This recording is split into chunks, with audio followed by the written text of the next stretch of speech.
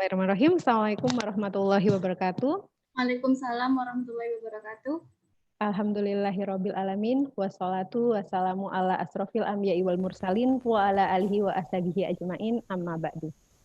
Yang terhormat Dekan Fakultas Bisnis, Hukum dan Ilmu Sosial Universitas Muhammadiyah Sidoarjo, yang kami hormati Kaprodi dan Sekprodi Akuntansi Fakultas Bisnis, Hukum dan Ilmu Sosial Universitas Muhammadiyah Sidoarjo, yang kami hormati Bapak Ibu dosen akuntansi di lingkungan Umsida, serta Ibu Bapak dan rekan-rekan mahasiswa peserta Accounting Sharing Forum yang berbahagia. Alhamdulillah, Allah Subhanahu wa Ta'ala senantiasa melimpahkan rahmat dan hidayahnya, sehingga hari ini kita dapat berjumpa secara virtual untuk mengikuti acara Accounting Sharing Forum Session 4 dengan tema Ekonomi di Era New Normal dan Peran Akuntan. Acara ini diselenggarakan oleh Prodi Akuntansi Universitas Muhammadiyah Sidoarjo. Baik, Ibu Bapak yang kami hormati, mari kita awali acara siang ini dengan membaca basmalah. Bismillahirrahmanirrahim. Berikut kami sampaikan beberapa hal terkait pelaksanaan kegiatan. Yang pertama, peserta diharap untuk mengisi daftar hadir dengan memberikan komentar di chat room dengan format nama _institusi_hadir. Pertanyaan-pertanyaan yang akan disampaikan di sesi materi ini dapat ditulis melalui via Q&A forum dengan format nama _institusi dan pertanyaan yang diberikan. Sertifikat akan diberikan kepada peserta setelah mengikuti acara ini dengan mengisi link feedback yang akan kami bagikan di akhir acara. Apabila room Zoom ini sudah penuh, maka kami mempersilakan peserta Accounting Sharing Forum untuk dapat bergabung melalui stream YouTube Umsida 1912.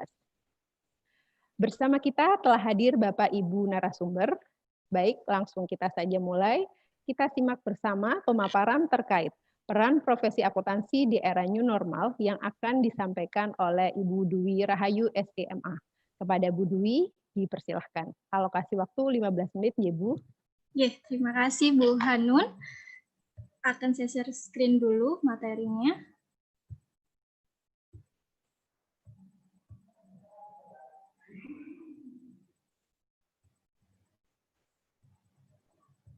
Sudah terlihat, Bu Hanun?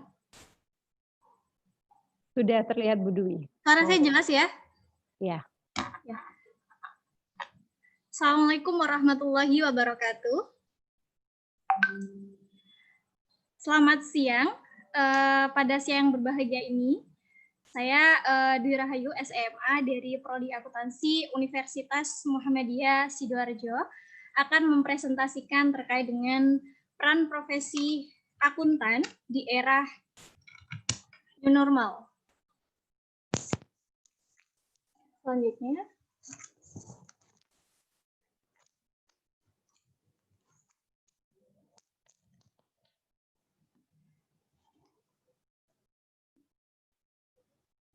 Oke, profesi akuntan. Yang kita tahu, dalam profesi akuntan ada accounting perusahaan, guru, dosen dan pebisnis, dan juga konsultan. Di sini kita bisa lihat bahwa akuntan memiliki banyak peran ya, dari mulai accounting perusahaan, kemudian juga dengan guru atau dosen, pebisnis, dan konsultan. Yang pertama di konsultan ada KAP, akuntan berpraktek atau KJP, kemudian ada bersertifikat konsultan pajak, ada appraisal atau KJPP. Selanjutnya, kita juga melihat terkait dengan organisasi profesi. Yang pertama adalah Chartered Accountant atau CA yang diterbitkan oleh Ikatan Akuntan Indonesia, di mana teman-teman yang merasa punya gelar, merasa punya menjadi akuntan, harus punya CA ya. Yang kedua adalah Certified Public Accountant atau CPA, diterbitkan oleh Institut Akuntan Publik Indonesia. Jadi teman-teman yang ingin menjadi seorang audit, maka harus mengambil gelar CPA. Yang ketiga adalah bersertifikat konsultan pajak atau BKP yang diterbitkan oleh Direktorat Jenderal Pajak. Nah, kenapa saya menyampaikan hal ini? Ini hanya sekilas dulu sebelum kita masuk bagaimana sih peran akuntan di era new normal. Selanjutnya adalah data profesi akuntan. Nah, kita tahu bahwa tanggal 30 April 2020 jumlah akuntan publik sekitar 1.422 orang dan terdiri dari beberapa segmen ya, dari umur kurang dari 30 tahun, 30 tahun hingga 40 tahun, 41 hingga 50 tahun, dan 60 tahun. Nah, jumlahnya ini menunjukkan bahwa akuntan di bawah umur 30 tahun itu sangat sedikit sekali yang mempunyai gelar profesional, ya, seperti itu sih. Dan mereka baru sadar bahwa gelar profesional itu penting ketika umur 30 tahun ke atas hingga 60 tahun. Hal itu mungkin kesadaran teman-teman semuanya ya, bahwa peran akuntan di Indonesia itu cukup besar ya bagi perkembangan baik perusahaan, baik pendidikan, baik sektor pemerintahan, dari seluruhnya peran akuntan itu memiliki peran utama seperti itu ya. Kemudian di sini kita bisa lihat ada proses adaptasi. Kita lihat bulan Desember, Januari kita baru kehidupannya masih normal ya. Jadi baru mengetahui negara lain seperti negara Cina itu mengalami pandemi COVID-19 seperti itu. Jadi ini kita belum tahu sama sekali dampaknya yang seperti apa. Kemudian tahap kedua adalah adaptasi COVID-19. Di sini kita sudah mulai memperhatikan gejala dan dampak COVID dan sudah mulai memahami protokol kesehatan. Dampak yang ketiga, kita sudah melalui pandemi ya, kita sudah mulai new normal. Jadi kita mencoba beraktivitas dan bekerja dengan protokol kesehatan di saat pandemi COVID-19. Kemudian di era new normal, untuk sekarang ini kita sudah melaksanakan aktivitas normal dengan protokol kesehatan. Dan yang terakhir, kebiasaan baru yang sudah kita laksanakan sekarang adalah online meeting, pembelajaran daring, virtual office, dan kebanyakan kegiatan dilakukan dari rumah. Dan semuanya efisiensi ya, dari pengeluaran, biaya, waktu, tempat, semuanya bisa dikendalikan dari rumah. Oke, apakah ada dampaknya terhadap proses adaptasi ini? Ada dampaknya. Salah satunya adalah karena akuntan tugasnya adalah memberikan layanan terhadap masyarakat dan juga pemerintah, maka akuntan harus memperhatikan bahwa ternyata bisnis di era new normal juga mengalami perubahan. Jadi yang pertama, akuntan harus paham dulu, kita kan mau memberikan pelayanan nih, tapi ternyata bisnis yang kita kelola ini mengalami perubahan. Yang pertama adalah dari segi pendanaan, otomatis perusahaan akan banyak memiliki aset berupa teknologi. Yang kedua, sumber daya seperti sumber daya manusia itu mulai dikurangi. Nah, kita masih ingat sekali ya bahwa beberapa waktu yang lalu kita sedang menghadapi perubahan industri 4.0. Dan tidak lama setelah itu kemudian langsung ada pandemi COVID-19 yang memaksa kita untuk melakukan percepatan di bidang teknologi, sehingga akuntan pun juga menghadapi dua tantangan, yaitu tantangan disrupsi. Jadi kita kira-kira profesi akuntan ini nanti berperan nggak ya dalam kedepannya gitu? Apakah semuanya harus dikurangi stafnya karena sudah ada perkembangan teknologi? Jadi itu salah satu yang menjadi perubahan di perusahaan gitu. Yang ketiga adalah pembuatan dan pengembangan perusahaan berbasis virtual office. Jadi kebanyakan sekarang kita lihat bahwa Ramayana, Matahari, semuanya rata-rata bisnisnya mulai lesu, yang digantikan dengan adanya Bukalapak, Tokopedia itu lebih laris. Jadi itu kita tidak bisa mengingkari itu bahwa bisnis sudah mulai berubah, otomatis profesi seorang akuntan juga berubah seperti itu. Yang terakhir adalah cara penjualan sudah mulai menggunakan marketplace ya, bukan lagi kita harus ada tempat yang nyata, jadi virtual pun kita bisa berjualan. Oke. Ini adalah salah satu perubahan perilaku bekerja akuntan di era new normal. Ini saya kutip dari salah satu berita di media dari KAP Habibah Sumi. Beliau menyatakan bahwa bicara mengenai new normal tidak sesederhana soal campaign, tapi lebih kepada pengaturan teknis implementasi di lapangan. Maknanya apa? Bahwa ternyata Kompetensi itu seperti kita memberikan suatu informasi secara bertahap ya. Jadi tidak hanya dalam informasi bertahap saja terencana, tapi yang lebih penting diperhatikan adalah bagaimana sih teknis di lapangannya, dan itu merupakan salah satu PR bagi pembuat kebijakan tentunya ya, karena memang karena situasi berubah, otomatis kebijakan dan lain-lain juga berubah. Kemudian ada kutipan yang kedua, harus ada penerapan protokol new normal di kantor klien maupun protokol kerja dalam pemenuhan prosedur audit. Tentu saja audit dituntut untuk menjalankan perannya secara profesional, akuntan juga dituntut menjalankan perannya secara bagus ya, integritasnya juga dijaga, akan tetapi tidak boleh meninggalkan protokol kesehatan. Otomatis secara biaya nambah kan kita dari hal protokol kita harus nambah biaya dan lain-lain. Prosedur auditnya juga berubah. Terus otomatis apakah berpengaruh terhadap HR karena auditnya audit daring. Berbeda seperti yang kita bayangkan seperti kita harus visit ke suatu perusahaan atau institusi.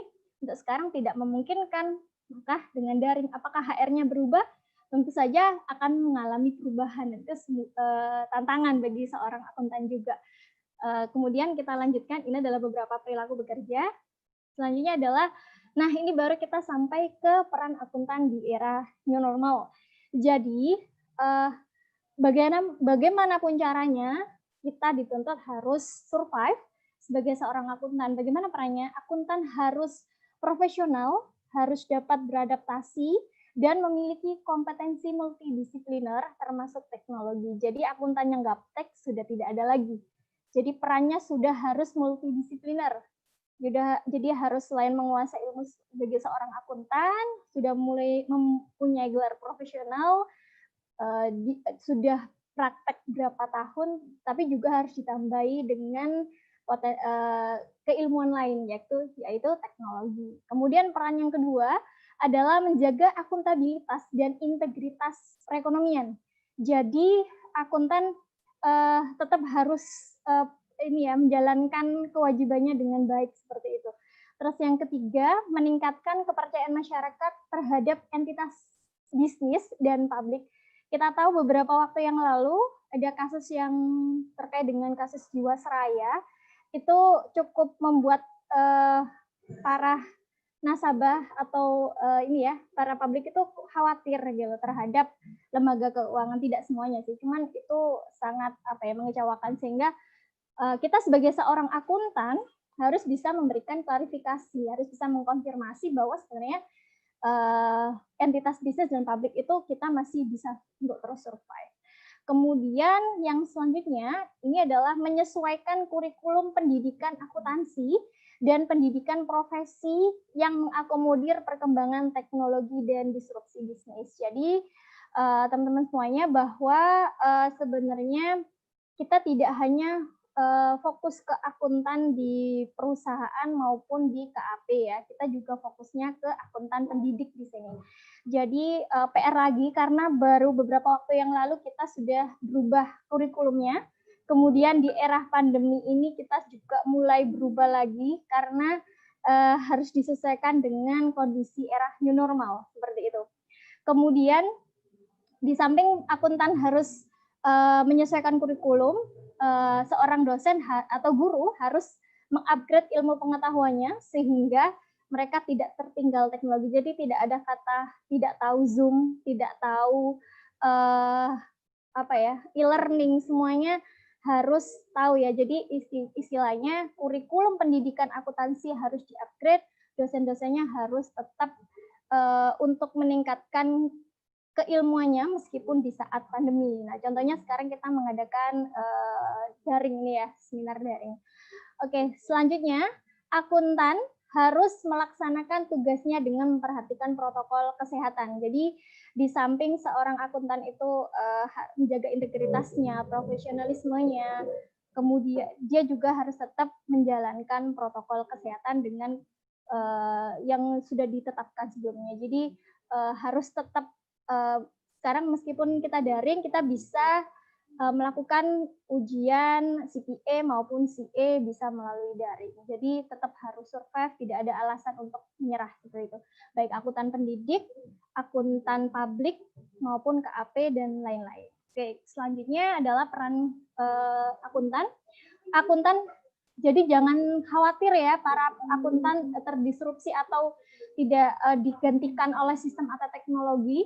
Akuntan itu sebenarnya bisa memberikan pertimbangan ya bagi perusahaan, itu yang tidak bisa digantikan bagi perusahaan. Jadi perusahaan mau bikin keputusan apapun, itu tetap membutuhkan seorang accounting untuk memberikan masukan, tidak hanya membuat laporan keuangan, tapi juga bisa memberikan data-data tertentu yang bisa dijadikan pertimbangan dalam pembuatan keputusan.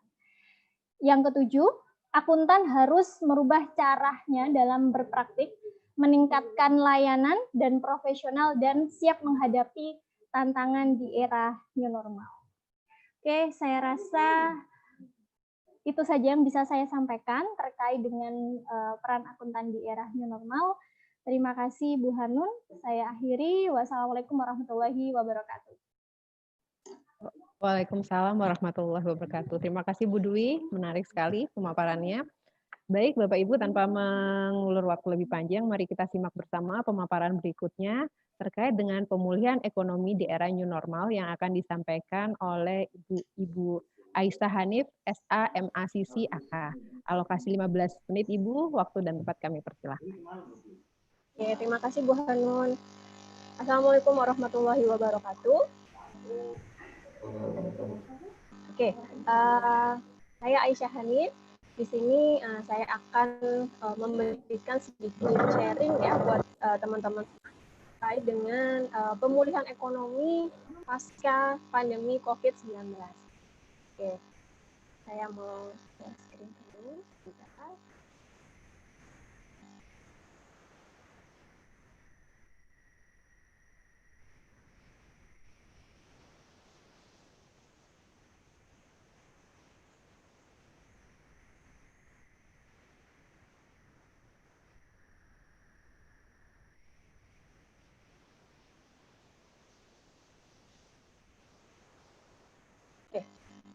Nah, sebelum kita berbicara lebih jauh terkait dengan bagaimana pemulihan ekonomi pasca pandemi dan lain sebagainya, sekarang kita lihat dulu terkait dengan data terbaru berapakah jumlah terpapar COVID-19 di Indonesia per saya ini update-nya kemarin ya, tanggal 16 Juli 2020 pada pukul 12.00. Terkonfirmasi positif naik 1.574, sehingga total jumlah terpapar COVID-19 di Indonesia sebanyak 81.668. Kemudian untuk yang sembuh menaik bertambah 1.295 orang, sehingga total yang sembuh adalah 40.345 orang. Kemudian untuk yang meninggal menjadi 76 orang, sehingga total yang meninggal akibat COVID-19 di Indonesia sebanyak 3.873. Kalau teman-teman semua di sini sering atau update gitu ya terkait dengan data-data ini kan kita bisa akses itu cukup mudah ya di berbagai media massa ada, kemudian di TV pun juga ada gitu ya. Ini kan data ini cukup membuat kita tercengang gitu ya. Kenapa? Karena ternyata kasus hariannya itu masih cukup tinggi penambahannya gitu. Sebanyak 1.500 itu kan cukup tinggi gitu. Nah, dan kita juga masih nggak tahu itu ini COVID itu berakhir kapan, sampai kapan gitu ya. Vaksinnya juga sampai kapan, apakah obatnya juga sudah ditemukan, itu kita masih belum ada gambaran gitu. Kapan sih ini sebenarnya berakhir gitu. Nah, oleh karena itu pandemi COVID-19 ini tentunya memberikan efek domino gitu ya, berbagai macam efek, terutama efek domino, terutama untuk aspek-aspek kesehatan, kemudian aspek sosial gitu ya, kemudian tentunya aspek ekonomi dan juga aspek keuangan gitu ya. Nah, kalau kita melihat satu-satu per aspek gitu ya, pada aspek kesehatan, apa sih COVID ini menyebabkan apa? Tentunya COVID ini menyebabkan krisis kesehatan gitu ya, krisis kesehatan, kemudian banyaknya tenaga kerja juga yang tenaga kesehatan atau tenaga medis yang terpapar gitu ya. Nah, ini mengakibatkan krisis kesehatan gitu. Kemudian kalau kita lihat dari sisi sosial. Gitu. Nah, COVID ini ternyata menyebabkan banyak sekali berhentinya aktivitas-aktivitas ekonomi yang dapat menyerap tenaga kerja seperti itu. Dan kalau kita lihat dari aspek ekonomi, ya COVID-19 ini membuat kinerja ekonomi itu menurun tajam. Dan itu tidak hanya di Indonesia, tetapi juga di berbagai negara di belahan dunia yang lain itu juga sama, gitu. Kemudian kalau kita lihat dari aspek keuangan, gitu ya, COVID-19 ini membuat tingkat volatilitas atau tingkat gejolak pada sektor keuangan itu menjadi naik turun, gitu. Seperti yang kita tahu akibat COVID ini harga saham itu bisa turun sampai berapa persen gitu ya untuk kemarin awal-awal itu. Sekarang pun juga belum kembali pada level yang sebelum terjadinya pandemi gitu. Kemudian nilai tukar rupiah pun juga sama dan lain sebagainya. Gitu. Jadi kalau kita lihat terkait dengan COVID-19 ini, dia tuh merubah arah perekonomian gitu ya secara drastis, khususnya di tahun 2020. Nah, kita lihat di sini ada data pertumbuhan ekonomi Indonesia pada triwulan 1. Triwulan 1 berarti Januari sampai dengan Januari, Februari, Maret, April ya. Sampai dengan April tahun 2020. Ini saya kutip dari BPS, Badan Pusat Statistik, pada tanggal 5 Mei 2020. Nah, di sini dikatakan bahwa pertumbuhan produk domestik bruto Indonesia year on year itu hanya sebesar 2,97%. Mungkin kalau dilihat Bu masih positif gitu ya. Oke, masih positif gitu. Tapi ini masih di triwulan pertama gitu. Triwulan pertama itu berarti saat itu di Indonesia COVID-nya belum terlalu baru masuk lah istilahnya seperti itu. Jadi mungkin dampaknya ke ekonomi belum sebegitu terasa seperti itu. Nah, kemudian kalau kita lihat pertumbuhan PDB menurut lapangan usaha, di sini teman-teman bisa dilihat gitu ya. Ternyata pertumbuhan yang paling tinggi itu ada di sektor lainnya gitu ya. Di sektor perdagangan itu dia hanya tumbuh 1,6, kemudian di sektor konstruksi hanya tumbuh 2,9 gitu ya, dan lain sebagainya. Kemudian kalau kita lihat pertumbuhan PDB menurut pengeluaran, ternyata ada yang defisit bahkan gitu ya, terkait dengan pengeluaran konsumsi luar negeri, dan untuk konsumsi rumah tangga ini naik 2,84 gitu ya. Kemudian untuk konsumsi impor itu juga minus ya, minus 2,19. Nah, ini artinya pertumbuhan ekonomi kita, nah kalau teman-teman bisa lihat di chart itu ya, itu kan menurun menjadi 2,97. Nah, bahkan kemarin itu sudah ada informasi yang atau pernyataan yang dikeluarkan oleh Menteri Keuangan kita, Ibu Sri Mulyani, terkait dengan prediksi dari pertumbuhan ekonomi Indonesia pada triwulan kedua, yaitu minus atau defisit sebesar minus 4,3%. Ya.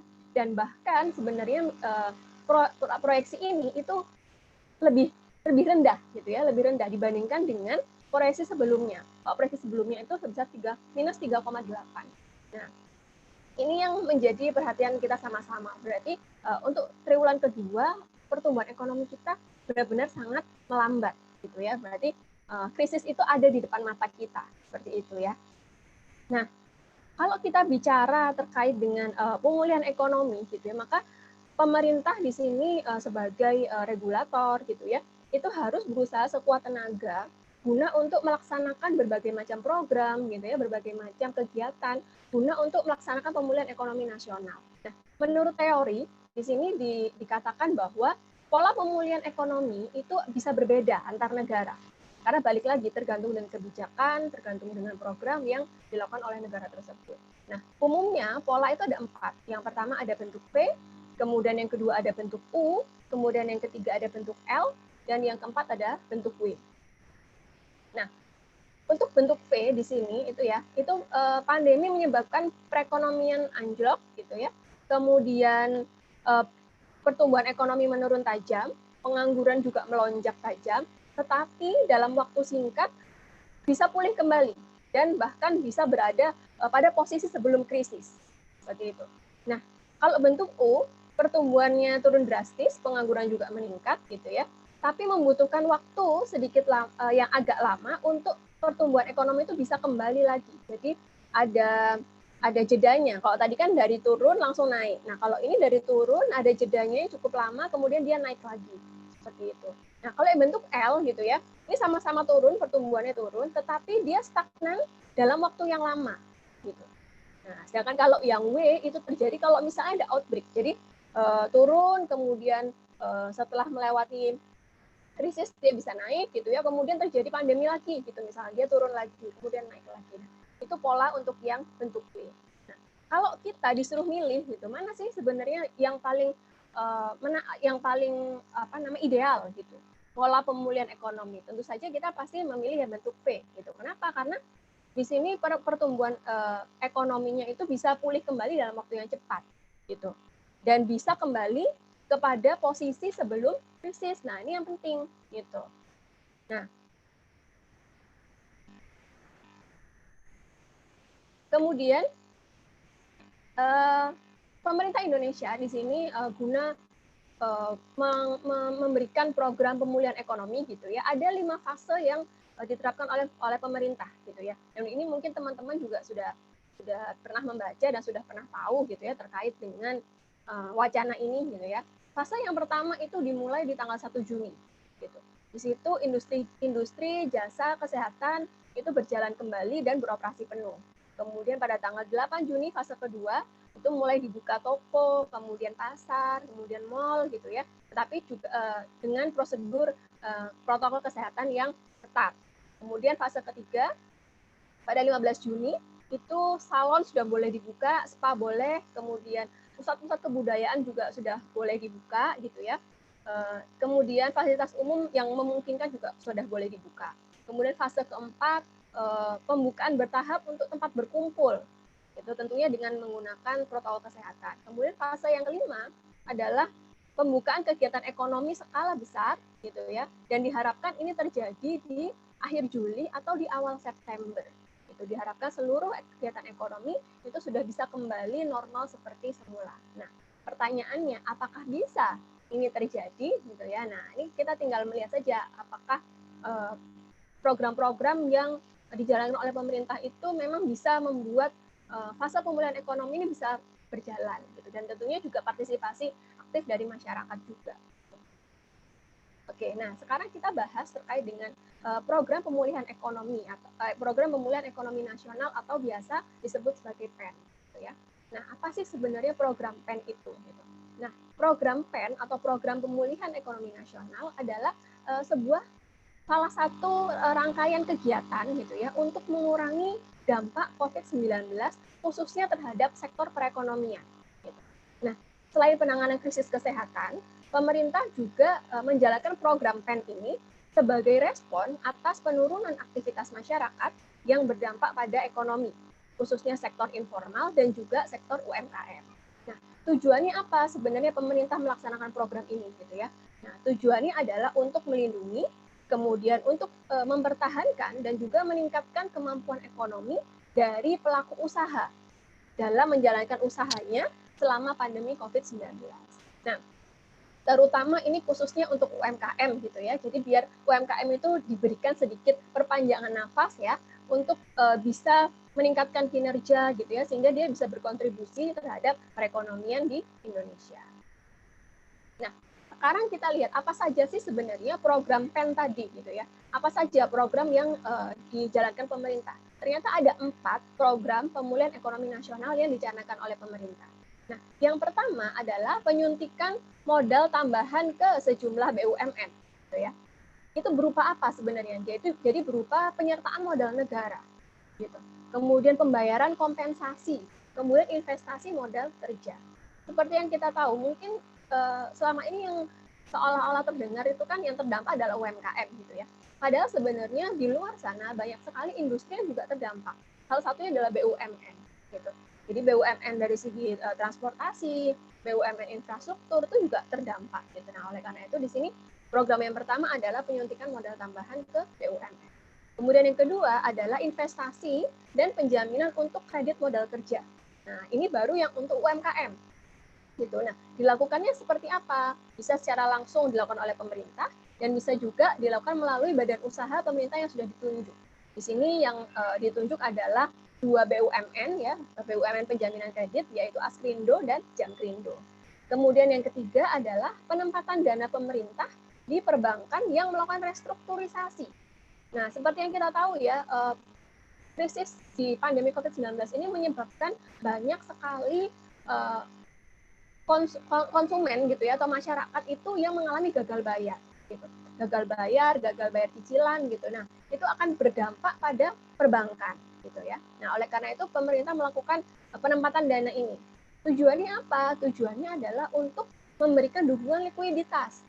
Karena kan ketika bank meminjamkan duitnya ke masyarakat dan masyarakat tidak bisa mengembalikan, maka akan terjadi masalah likuiditas di perbankan. Nah, itu yang menyebabkan nantinya akhirnya nasabah sulit untuk mengambil uang di bank dan lain sebagainya. Nah, itu kalau diterus-teruskan maka bank bisa menjadi bermasalah. Nah, untuk terkait dengan penempatan di perbankan ini diatur di PMK atau Peraturan Menteri Keuangan ya nomor 70 tahun 2020 tentang penempatan uang negara pada bank umum dalam rangka pemulihan ekonomi nasional.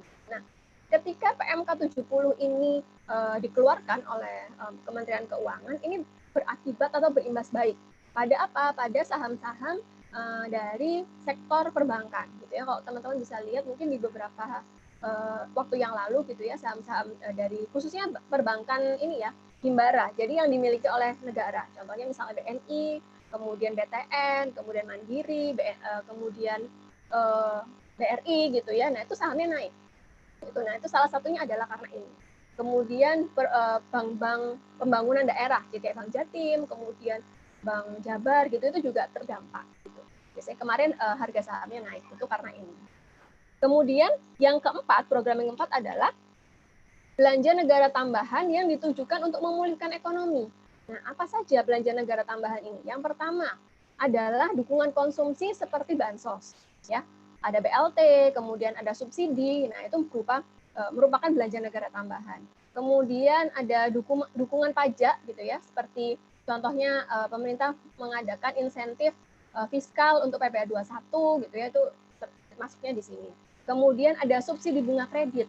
Nah, tujuannya untuk meringankan beban pelaku usaha yang terdampak COVID-19 melalui penundaan angsuran, kemudian subsidi bunga. Nah, kayak kemarin teman-teman misalnya mendengar berita bahwa ada restrukturisasi kredit untuk Gojek gitu ya, driver Gojek. Nah, itu masuknya di sini. Kemudian ada pembayaran kompensasi. Nah, tujuannya untuk menjaga kondisi keuangan BUMN yang sektor strategis. Seperti contohnya infrastruktur, BUMN pangan, BUMN transportasi gitu ya, agar mereka bisa optimal dalam memberikan layanan. Nah, untuk anggarannya sendiri, berapa sih anggaran pemulihan ekonomi nasional yang dianggarkan oleh pemerintah? Ternyata cukup banyak sekali, yaitu sebesar 589,65 triliun.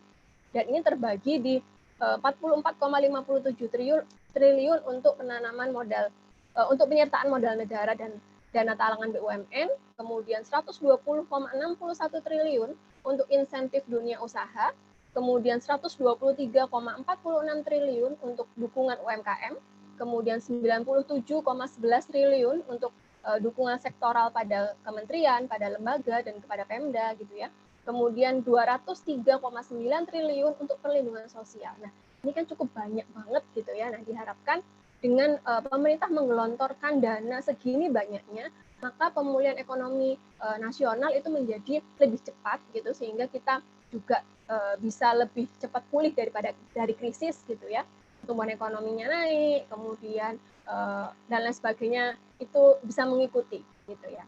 Nah, kalau tadi yang saya jelaskan itu lebih kepada aspek apa yang dilakukan oleh pemerintah gitu. Nah, sekarang kalau kita kembalikan ke diri kita sebagai masyarakat gitu, apakah kita bisa melakukan sesuatu guna untuk membantu pemerintah dalam memulihkan ekonomi gitu? Ternyata bisa gitu ya.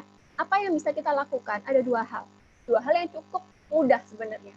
Yang pertama adalah kita harus menjaga kesehatan gitu. Kenapa sih kok harus menjaga kesehatan gitu? Ya karena kesehatan itu fondasi utama gitu. Kalau misalnya masyarakatnya sakit gitu ya, maka perekonomian juga nggak akan naik gitu. Siapa pelaku perekonomian kalau bukan masyarakat gitu ya. Nah, sedangkan masyarakatnya sakit gitu. Nah, maka menjaga kesehatan itu adalah poin paling penting gitu ya bisa kita lakukan guna untuk memulihkan ekonomi ini. Gimana caranya? Berarti ada beberapa hal ya yang kita tahu, jaga jarak, kemudian stay at home kalau misalnya memang tidak ada kegiatan yang mengharuskan keluar, kemudian pakai masker, kemudian cuci tangan, dan lain sebagainya. Kita sudah sama-sama tahu. Kemudian yang kedua yang bisa kita lakukan, terutama kita sebagai mahasiswa gitu ya, adalah merubah mindset. Gitu. Apa sih mindset yang bisa kita rubah gitu ya? Yang pertama adalah mindset konsumtif. Nah, kalau dulu mungkin ketika sebelum pandemi, itu kita ketika mengeluarkan uang untuk membeli barang, itu mungkin kita tidak terlalu berpikir gitu ya, ya udah keluarin aja. Pingin beli gitu ya. Nah, sekarang kita harus merubah mindset itu. Gitu. Menjadi apa? Menjadi lebih bijak dalam mengeluarkan uang. Gitu. Nah, kalaupun misalnya kita harus mengeluarkan uang gitu ya. Kalau dulu kita suka beli barang-barang impor gitu. Nah, sekarang dirubah mindsetnya untuk mengeluarkan uang spending money kepada produk-produk lokal, produk-produk dari UMKM. Gitu. Karena itu yang bisa membangkitkan perekonomian di negara kita. Jadi sektor UMKM itu harus dikuatkan gitu ya. Salah satunya adalah dengan kita menjadi konsumennya. Gitu. Atau kalau misalnya menjadi pelaku usahanya, ya berarti kita harus benar-benar memikirkan gimana caranya biar usaha kita ini bisa lebih maju. Atau misalnya kalau sekarang usahanya lagi seret gitu ya, berarti kita shifting aja. Oh, kita berubah. Misalnya dulunya misalnya lagi jualan baju misalnya batik gitu ya. Selama pandemi ini karena orang WFH gitu ya, akhirnya penjualannya lesu. Ya udah di shifting aja jadi jualan daster misalnya yang lagi banyak peminatnya. Nah, banyak kok yang bisa kita lakukan gitu ya guna untuk memajukan perekonomian gitu. Kemudian yang ketiga, aspek yang ketiga atau mindset yang ketiga adalah mindset tidak pernah menabung. Kalau dulu mungkin karena kita menjagakan akan terus ada pendapatan gitu ya, maka ya udah pengeluaran sama dengan pendapatan gitu. Atau bahkan pengeluaran lebih besar daripada pendapatan gitu ya. Sisanya ditambah dengan hutang gitu. Nah, kalau sekarang ini harus dirubah mindsetnya. Kita harus mulai memikirkan dana darurat. Dana darurat itu dana yang tidak boleh dipakai gitu ya, atau dana simpanan dan tidak boleh dipakai. Kenapa kok kita harus memikirkan dana darurat? Karena kita nggak tahu sampai kapan sih COVID ini berakhir. Ya kalau bulan depan kita masih ada penghasilan. Ya kalau beberapa bulan lagi kita masih ada penghasilan. Kalau enggak, nah itu kita kan harus punya simpanan. Nah itu yang mindset yang harus dirubah seperti itu. Jadi yang bisa kita lakukan tadi itu ya, gitu. Yang kita pertama jaga kesehatan, kemudian yang kedua adalah merubah mindset, gitu, menghilangkan mindset-mindset yang dulu menjadi mindset-mindset yang baru, yang lebih adaptatif terhadap pandemi ini. Oke, insya Allah dengan kita berikhtiar, sama-sama jaga kesehatan, ya, berikhtiar dengan berusaha, gitu ya, menjalankan usaha dan lain sebagainya, dan kita juga berdoa, gitu ya. Nah, semoga kita semua bisa survive, gitu ya. Semoga kita semua bisa melewati masa-masa krisis ini dan kita bisa sama-sama nanti merasakan akhir yang bahagia, gitu ya, setelah semua ini selesai. Oke, sekian sharing-sharing dari saya. Terima kasih atas perhatian teman-teman sekalian. Wassalamualaikum warahmatullahi wabarakatuh. Waalaikumsalam warahmatullahi wabarakatuh. Luar biasa. Terima kasih Bu Aisyah atas pemaparannya. Baik, karena ini kan sharing forum, bagi peserta nanti yang ingin sharing atau update informasi terkait dengan tema yang kita bahas, maka nanti sebelum sesi tanya jawab, kami persilahkan untuk mengangkat tangan dengan mengeklik raise hand yang ada di layar Zoom Anda, dan nanti operator akan memberi akses kepada Anda untuk memaparkan apa yang ingin Anda update terkait materi yang kita bahas. Nah, sekarang kita lanjut ke pemaparan yang ketiga yang akan membahas terkait dengan tantangan ekonomi di era new normal yang akan disampaikan oleh Bu Dina Dwi Oktaviarini, SE, MSA, CTA, IA, CPA. Baik, kepada Bu Dina, alokasi 15 menit waktunya Bu, kami persilahkan. Terima kasih Bu Hanun. Assalamualaikum warahmatullahi wabarakatuh. Semoga teman-teman semua masih semangat ya, sampai di setengah jalan kita sharing forum. Saya rasa sharing forum ini tuh bukan hanya untuk kita memberikan informasi saja dari sisi akademisi, tetapi saya pribadi berharap kita bisa sharing karena terkait dengan keterbatasan aktivitas kita yang biasanya kita bisa tatap muka untuk ngobrol, sekarang kita nggak bisa. Jadi salah satunya jalannya hanya memang lewat webinar atau forum-forum seperti ini. Oke, kita langsung saja. Saya akan memberikan gambaran sedikit saja tentang tantangan apa sih selama pandemi ini, tantangan ekonominya yang terbesar. Saya tidak mengupas semuanya karena teman-teman pasti tahu semua pasti terdampak pandemi ini dari bidang apapun. Cuman saya akan mengambil dari beberapa saja yang saat ini juga masih kita usahakan untuk dipulihkan. Oke, sebentar.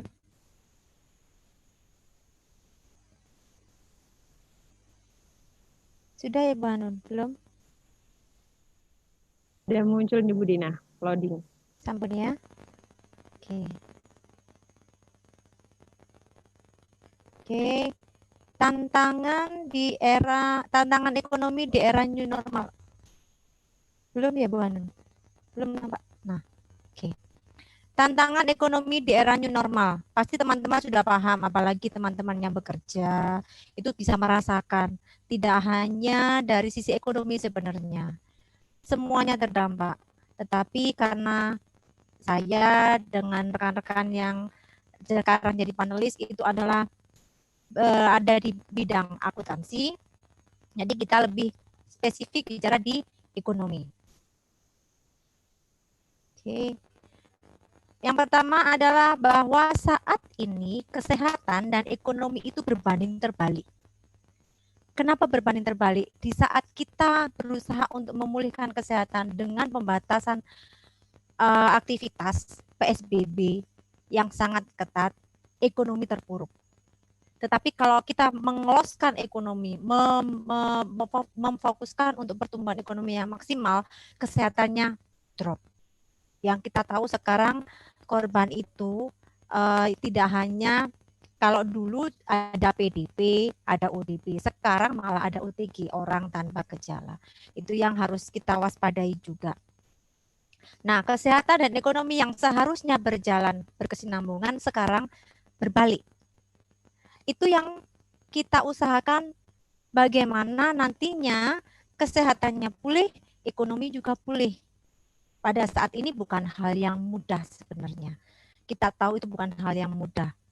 Apalagi kita nggak bisa membandingkan negara kita dengan negara lain. Kalau ada beberapa yang lockdown aja seperti China itu kan sempat lockdown ya. Kita tidak bisa karena kemampuan pemerintah kita akan berbeda juga dengan negara lain. Kita tidak bisa menyamakan diri kita dengan diri negara lain, gitu ya. Jadi apa yang bisa kita lakukan? Bagaimana dalam kondisi pandemi ini ekonomi tetap berjalan, tetapi kesehatan itu terjaga. Nah, itu yang sangat sulit dilakukan saat ini karena banyak sekali kita tahu bahwa orang-orang yang tidak kurang care akan orang lain. Berpikir bahwa saya butuh kerja, saya butuh cari uang. Kalau saya nggak cari uang, saya nggak kerja, saya nggak makan, gitu ya. Tanpa memperhatikan bahwa di sini sekarang kita ada pandemi. Virus itu kita tidak bisa lihat. Maka apa sih yang bisa kita lakukan sebenarnya itu tantangan terbesar. Bagaimana kita tetap bekerja, kita tetap mencari uang, tetap beraktivitas, tetapi paling tidak kesehatan kita terjaga. Itu sudah ada protokol kesehatan ya seperti teman-teman tahu sekarang ya. Nah, itu adalah tantangan pertama terbesar yang kita hadapi sekarang. Belum adanya disiplin diri dan care dengan lingkungan itu. Sebenarnya kalau kita harus beraktivitas di luar itu tidak ada larangan sebenarnya karena kita juga untuk memenuhi kebutuhan ekonomi. Nah, tetapi bagaimana kita menselaraskan antara kebutuhan kita dengan kesehatan kita.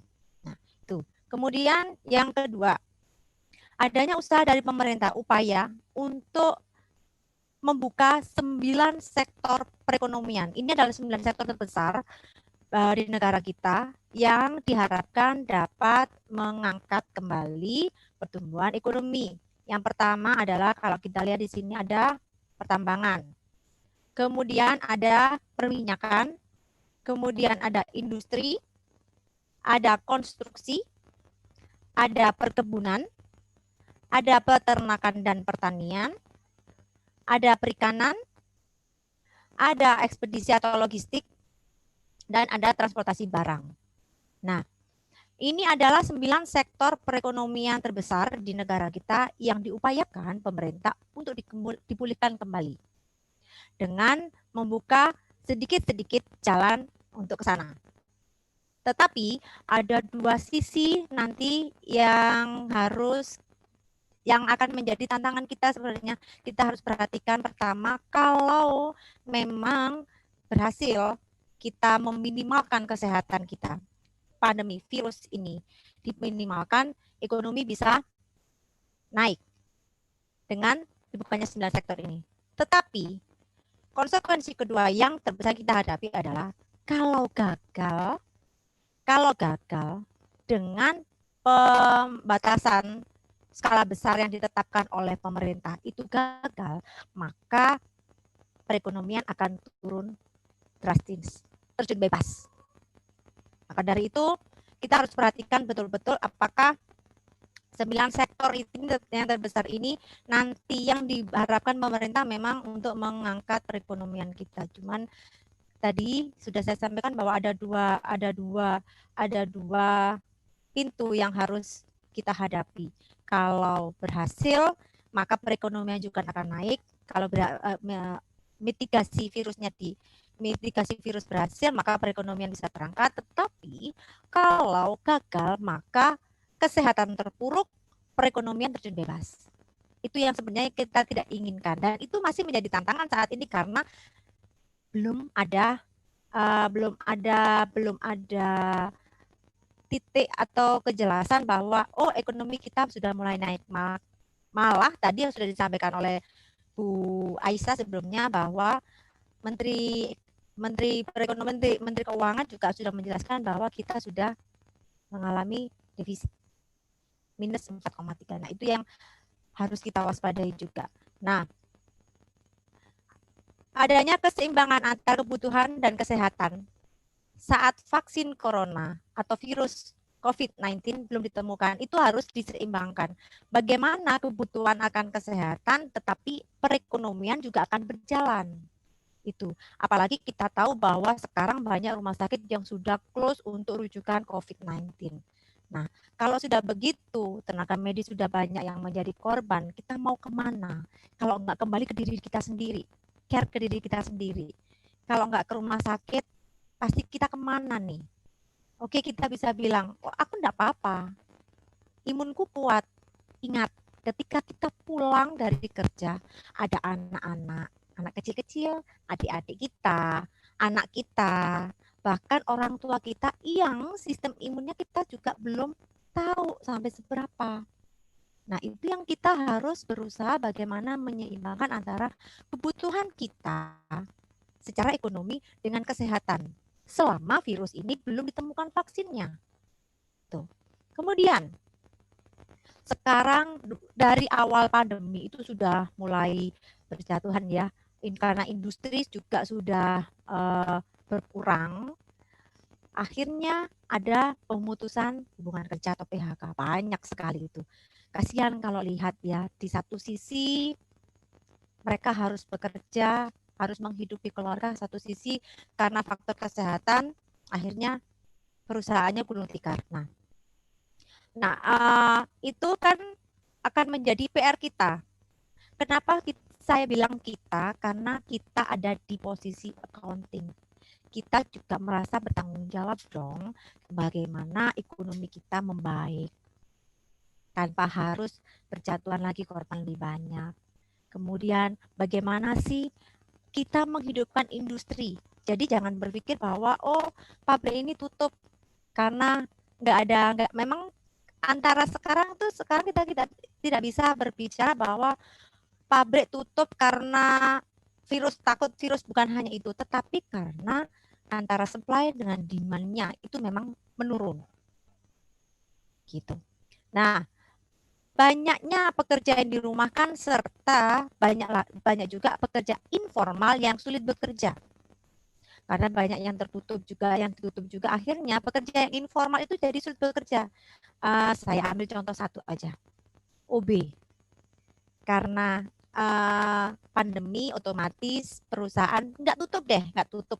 Tetapi akhirnya kan WFH di rumah nih. Karena WFH di rumah, akhirnya apa? Hari kerjanya berkurang.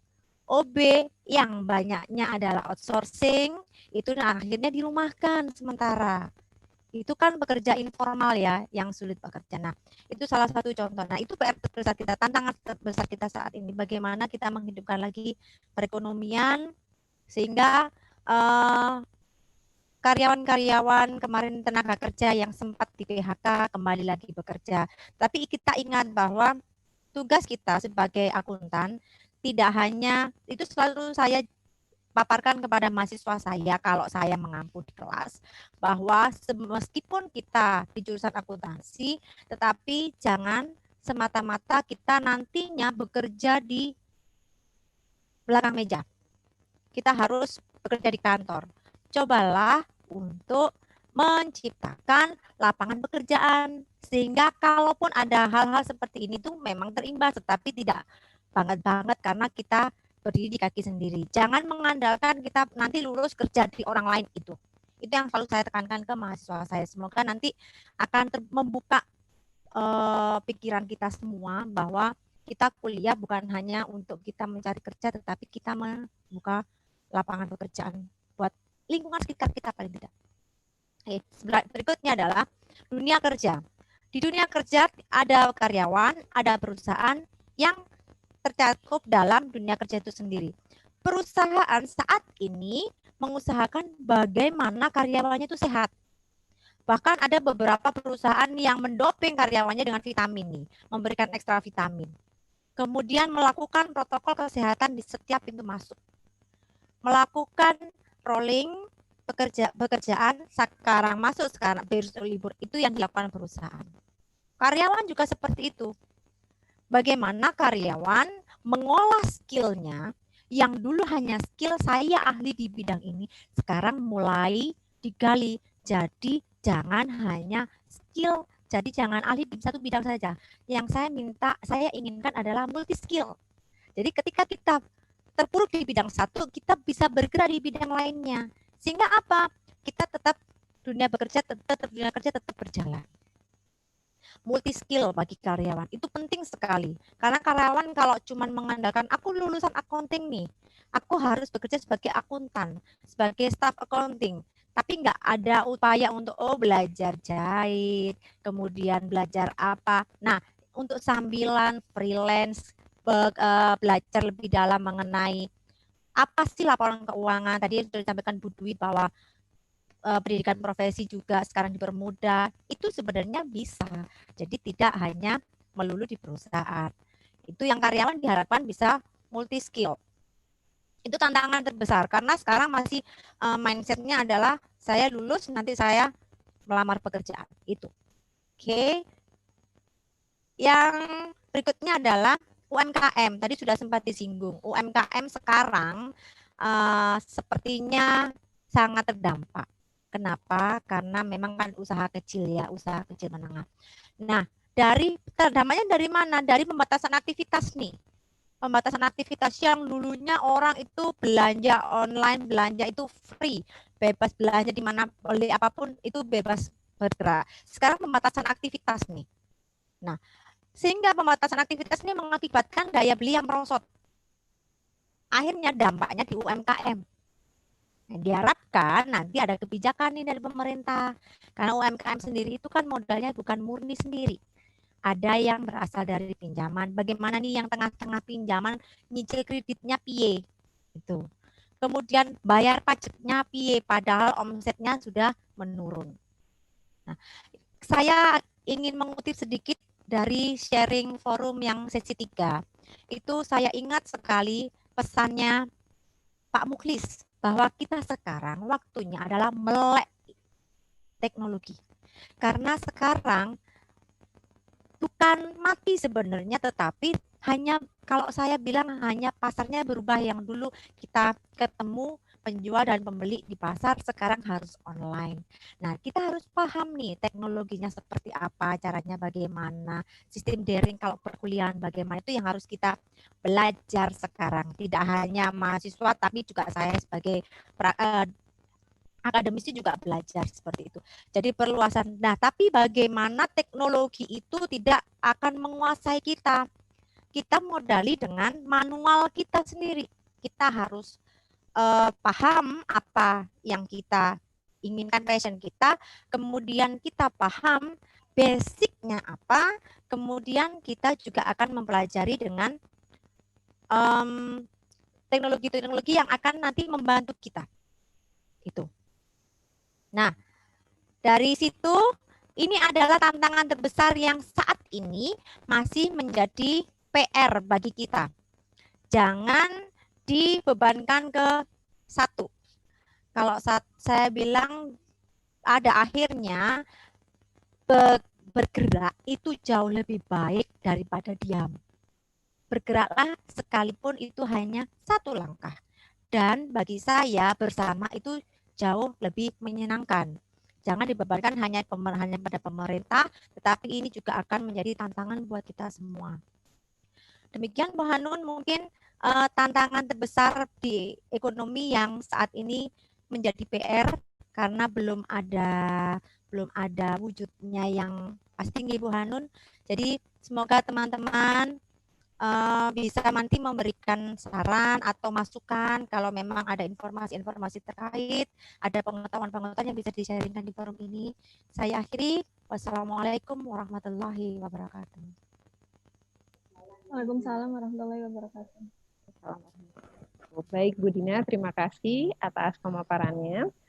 Kami ingatkan kembali kepada peserta, bagi peserta yang ingin bergabung atau sharing terkait update informasi mengenai materi yang kita bahas, boleh nanti mengangkat tangan. Jadi sebelum tanya jawab, operator akan memberi Anda akses untuk bisa menyampaikan atau melakukan sharing terkait update informasi. Karena di tengah-tengah kita ini sudah banyak yang bergabung, ada dari BPKRI, ada dari UNG, ada dari Mancung, dan dari universitas lainnya. Baik. Pemaparan yang terakhir akan disampaikan oleh narasumber yang paling ganteng pada siang hari ini. Ya, ada Pak Hermawan Ernandi SEMM, beliau akan menyampaikan terkait kebijakan ekonomi di era new normal. Kepada Pak Herman, alokasi waktu 15 menit, kami persilahkan.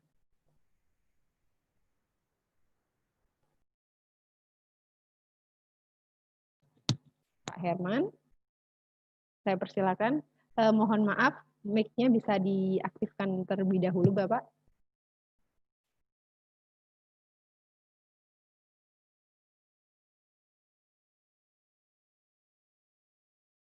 Pak Herman, mohon mic-nya diaktifkan terlebih dahulu.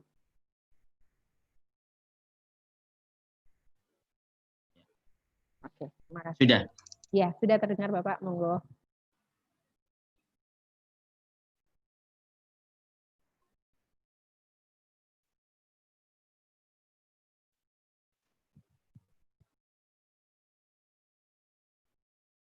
Sudah bisa dimulai? Ya, sudah bisa Pak Herman, monggo. Ya. Ya, terima kasih Bu Hanun. Assalamualaikum warahmatullahi wabarakatuh. Baik, kami presentasikan ekonomi di new era normal dan peran akuntan. Kita ketahui bahwa di saat ini yaitu ada wabah coronavirus atau COVID-19, di mana virus ini mempunyai dampak yang secara nasional mempengaruhi perekonomian yang ada di masyarakat. Dampak daripada virus ini mempunyai pengaruh, yaitu adanya beberapa perekonomian yang mengalami terdampak daripada virus ini, tetapi ada beberapa stimulan atau alternatif atau aturan daripada pemerintah untuk memberikan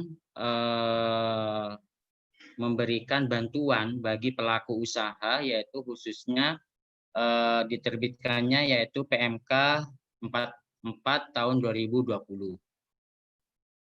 Nah, tujuan daripada PMK ini untuk memberikan pertahanan bagi pelaku usaha agar memperoleh keringanan dalam memenuhi kewajiban di bidang perpajakan.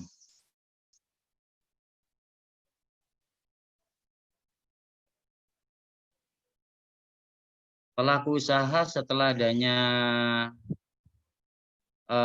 dampak daripada virus ini banyak dilakukan, yaitu kegiatan WFH atau work from home, di mana perubahan pola mekanisme kerja yang dilakukan oleh pelaku usaha yang biasanya tatap muka, setelah adanya virus ini mengalami perubahan. Ini juga berdampak pada kegiatan usaha secara total, ya. Baik transaksi dengan supplier maupun customer, semuanya mengalami dampak. Adapun daripada dampak itu, untuk melakukan kegiatan usaha semuanya mengalami penurunan. Semuanya mengalami penurunan dari sisi kegiatan usaha. Maka pemerintah memberikan solusi, memberikan alternatif bagi perusahaan-perusahaan yang mengalami Mohon dampak. maaf Pak Herman, slide-nya belum muncul Bapak. Bisa di stop share dulu, kemudian diulangi lagi Pak, mungkin terkendala jaringan.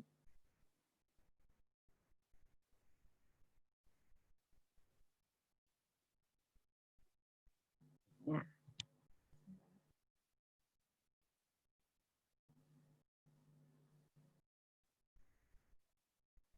Ini sudah kelihatan? Ini sudah kelihatan Bapak. Oh ya, baik. Suaranya sudah kelihatan juga. Iya, sudah. Sudah kedengaran. Baik. Pak. Ekonomi di new era normal dan peranakuntan. Dampak daripada adanya wabah coronavirus ini mempunyai dampak yang berpengaruh terhadap kegiatan usaha. Tetapi sektor-sektor kegiatan usaha yang terdampak dengan adanya virus ini, pemerintah memberikan stimulan atau memberikan rangsangan agar bisa tetap eksis di dunia usaha. Maka pemerintah salah satunya yaitu menerbitkan PMK 44 tahun 2020 untuk memberikan insentif atau keringanan bagi pelaku usaha yang mengalami penurunan atau penurunan di kegiatan usahanya. Nah, kenapa ada penurunan di kegiatan usaha? Salah satunya kan mungkin adanya pergeseran daripada kegiatan usaha yang biasanya dilakukan secara reguler, tetapi setelah adanya virus ini berubah menjadi kegiatan WFH atau kegiatan yang menggunakan sarana di luar yang reguler, maka ini berdampak pada kegiatan usaha yang mana melakukan kegiatan usahanya baik dari sisi pertumbuhan kegiatan usaha maupun dari sisi pengembangan usaha, ini ada dampak yang secara langsung. Maka dari pemerintah memberikan salah satu aturannya yaitu adanya aturan yang memberikan wadah untuk kemudahan atau keringanan. Salah satu opsinya itu untuk yang PMK itu adanya insentif, ya, adanya insentif. Ada beberapa insentif yang diberikan pemerintah di tengah kegiatan pelaku usaha yaitu adanya insentif PPh pasal 21, ada juga insentif untuk UMKM, insentif untuk kegiatan yang dilakukan dari impor, atau juga insentif keringanan ya, keringanan daripada angsuran, dan bagaimana kalau misalnya restitusi. Jadi restitusi itu dipermudah. Jadi ini insentif dari pelaku usaha yang bisa dimaksimalkan di tengah pandemi corona. Jadi pertumbuhan ekonomi itu mengalami penurunan di satu sisi. Di satu sisi ini bisa dimaksimalkan, di satu sisi ini bisa dimaksimalkan untuk dimanfaatkan. Itu beberapa insentif yang bisa diterima atau dimaksimalkan di dalam pertumbuhan ekonomi yang mengalami penurunan. Ini ada beberapa, ada 5 insentif itu. Nah, yang pertama itu bisa dimaksimalkan insentif untuk keringanan. Untuk keringanan, bagaimana insentif keringanan PPh 21 ini bisa digunakan bagi pelaku usaha sesuai dengan kriteria, sehingga di tengah pandemi ini bisa mengurangi beban di mana yang selama ini mempunyai kewajiban atas PPh pasal 21 ini bisa dikurangi dengan adanya insentif yang diberikan di PMK ini.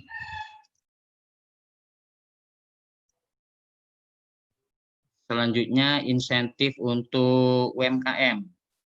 Insentif UMKM ini bisa dimaksimalkan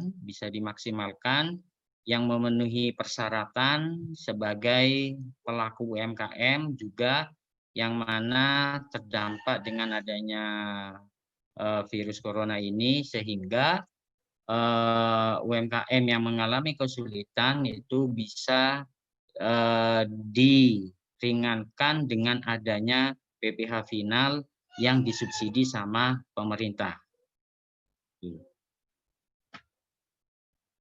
Selanjutnya untuk yang kegiatan impor ini, pelaku impor itu bisa diberi keringanan untuk dibebaskan atas PPh yang diterima, sehingga kegiatan di tengah pandemi ini, kegiatan impor yang dilakukan impor tetap berlangsung, tetapi subsidi bisa diterima gitu.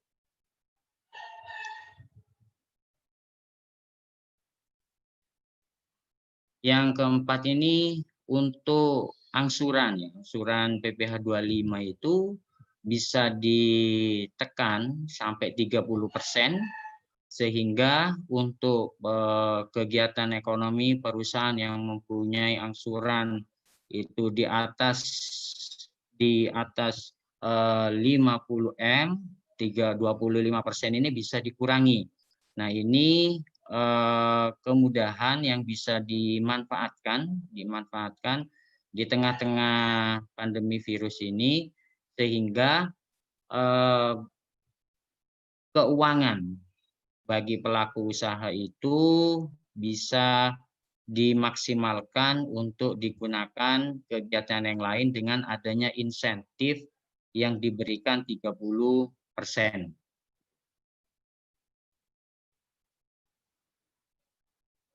Ini yang terakhir untuk restitusi. Nah, ini biasanya pelaku usaha itu kalau restitusi itu tujuannya untuk meningkatkan kegiatan keuangannya, di mana kegiatan restitusi ini bisa dilakukan itu dengan diberikan pembayaran pendahuluan, sehingga menggerakkan roda ekonomi bagi pelaku usaha. Jadi sebelum dilakukan penelitian atau pemeriksaan itu diberikan pendahuluan. Ini yang bisa memberikan insentif untuk pelaku usaha sehingga bisa melakukan kegiatan ekonominya itu lebih maksimal. Itu untuk insentif daripada restitusi yang bisa dilakukan. Ya.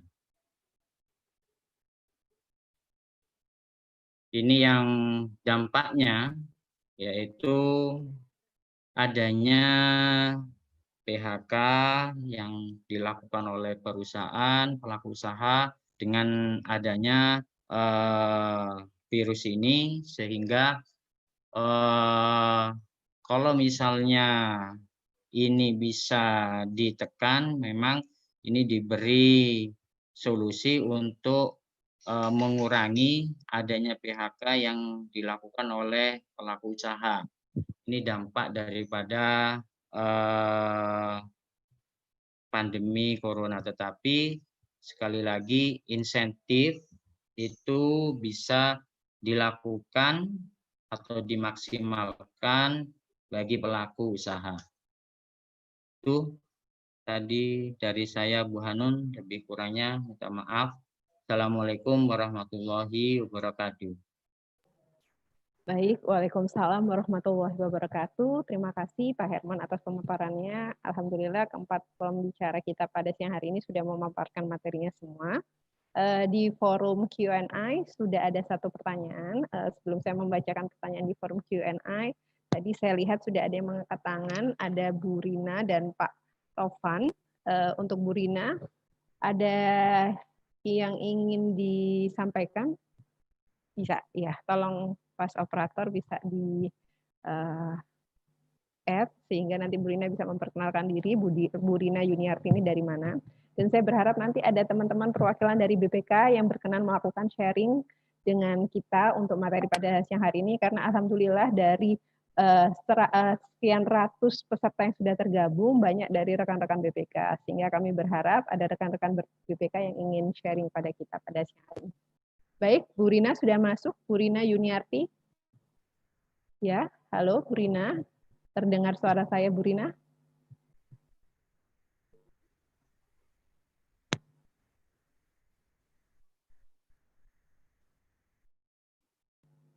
Bagaimana? Masih terkendala jaringan?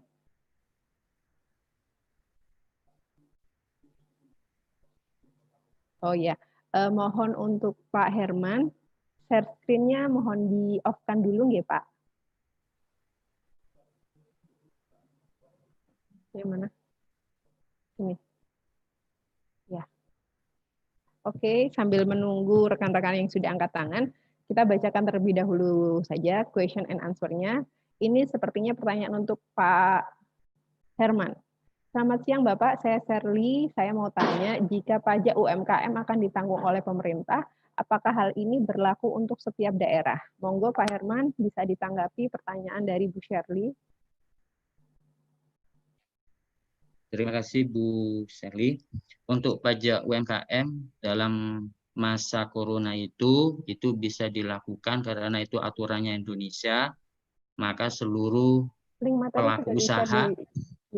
pelaku usaha di Indonesia itu bisa dilakukan untuk masa April sampai masa September. Jadi itu kurun waktunya bulan April sampai bulan September. Berlaku seluruh Indonesia karena itu aturan PMK ya. Jadi tidak mengenal daerah dan itu cuma di masa April dan September selama belum ada perubahan. Jadi pelaku UMKM silakan mengajukan relaksasi yang bisa digunakan untuk tidak melakukan pembayaran PPh final. Gitu Bu Hanun. Ya. Iya, baik. Terima kasih atas responnya Pak Herman. Baik, kami kembali lagi ke rekan-rekan yang sudah mengangkat tangan, yang ingin sharing atau update terkait informasi mengenai materi yang kita bahas pada siang hari ini. Tadi Bu Rina belum tergabung, silakan untuk Pak Taufan Irawan. Mungkin bisa mengupdate informasi yang sudah kita bahas tadi, Pak. Monggo Pak Taufan bisa diperkenalkan dari mana?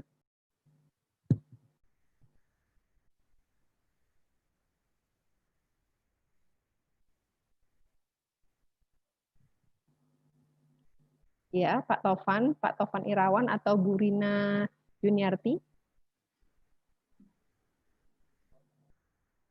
Atau ada rekan-rekan lain yang ingin mengangkat tangan, silakan klik raise hand di layar Zoom Anda. Saya berharap ada perwakilan dari teman-teman BPK, karena alhamdulillah pada siang hari ini, siang menjelang sore ini sudah banyak rekan-rekan BPK yang bergabung pada accounting sharing forum kita yang keempat ini. Silakan.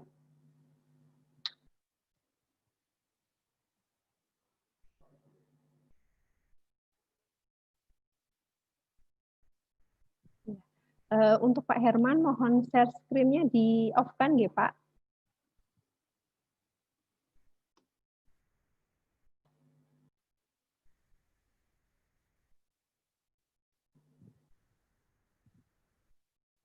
Atau Pak Sumanto, tadi yang sempat japri dengan kami, Pak Sumanto dari perwakilan BPKRI, apakah berkenan Bapak untuk melakukan share untuk mengupdate informasi yang sudah kita paparkan tadi? Ada yang angkat tangan lagi? Oh, hilang. Oke. Oke, baik. Untuk Bu Rina dan Pak Taufan tadi sepertinya ada kendala jaringan mungkin ya. Tadi sudah angkat tangan tapi belum bergabung dengan kita. Baik. Untuk rekan-rekan yang lain, kami persilakan jika ada pertanyaan, karena di forum Q&A belum ada pertanyaan baru lagi. Oke.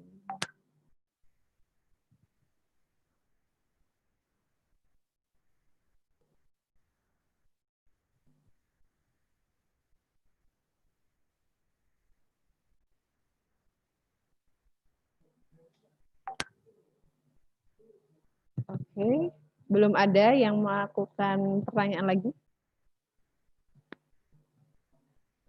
Oke, baik. Sambil menunggu pertanyaan dari beberapa peserta yang mungkin sedang mengetik pertanyaannya, kami persilakan kembali kepada perwakilan pada panelis untuk memberikan mungkin sedikit visumnya terkait pemaparan kita pada siang ini.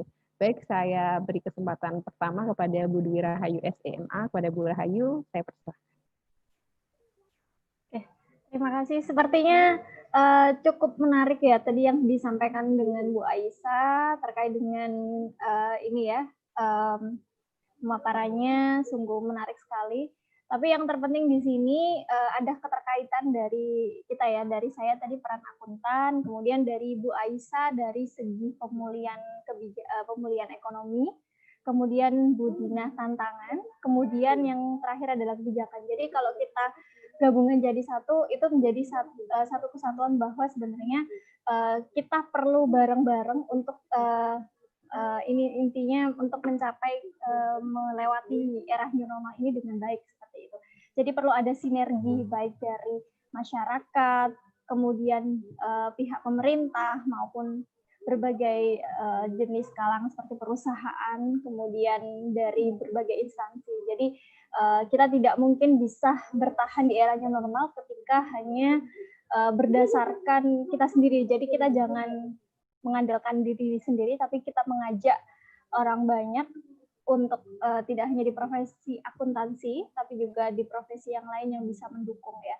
Kemarin tadi juga dikatakan terkait dengan perpajakan, apakah hanya untuk kalangan tertentu saja, tapi pada kenyataannya memang pembebasan pajak untuk UMKM tadi yang disampaikan itu memang diberlakukan untuk seluruhnya, sehingga UMKM juga harus aktif untuk bertanya sehingga fasilitas itu bisa tersalurkan seperti itu. Karena ada beberapa kasus kemarin ya, ada mungkin ada penyelewengan dana bansos dan sebagainya, itu juga bisa dijadikan bukan hanya wacana, mungkin bisa dilaporkan apabila ada ini ya, mungkin itu ranah pemerintah. Cuman kita sebagai kaum akademisi harus juga ikut ingin tahu seperti apa sih perkembangannya. Jadi harus ada effort lebih dari akuntan pendidik juga. Itu dari saya sih, mungkin nanti bisa dilanjut oleh pembicara yang lain. Terima kasih.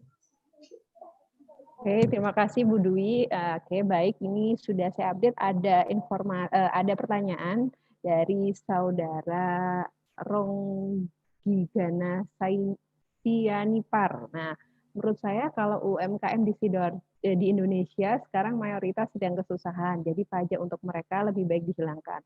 Sementara menunggu kondisi ekonomi yang kondusif. Mungkin Pak Herman bisa menanggapi pernyataan dari Saudara Sianipar. Monggo Pak Herman. Gimana, diulangi lagi Bu? Iya Pak, ini beliau ini bukan pernyataan sih, lebih tepatnya pernyataan. Kalau menurut Saudara Sianipar, UMKM di Indonesia sekarang mayoritas sedang kesusahan, jadi pajak untuk mereka lebih baik dihilangkan, sementara menunggu kondisi ekonomi kondusif. Monggo ditanggapi Pak Herman. Ya. Baik, terima kasih Bu Hanun dan Bapak Sianipar. Untuk pajak UMKM itu ketetapannya melalui PP 23 tahun 2018, di mana pada waktu PP itu diterbitkan tarifnya itu 0,5, dan pada waktu masa pandemi ini itu yang 0,5 itu dibebaskan, tapi masanya cuma April sampai September. Kalau misalnya untuk bebas setelah September misalnya nggak ada pembayaran, nah itu menyalahi aturan yang ada di PP, di mana PP itu diterbitkan pada waktu itu bulan Juli sama Presiden, itu melalui Presiden PP-nya. Jadi itu merupakan keringanan sebenarnya. Jadi dibanding PP 46 tahun 2013 yang 1%, di PP 23 Juli 2018 itu turun 0,5%.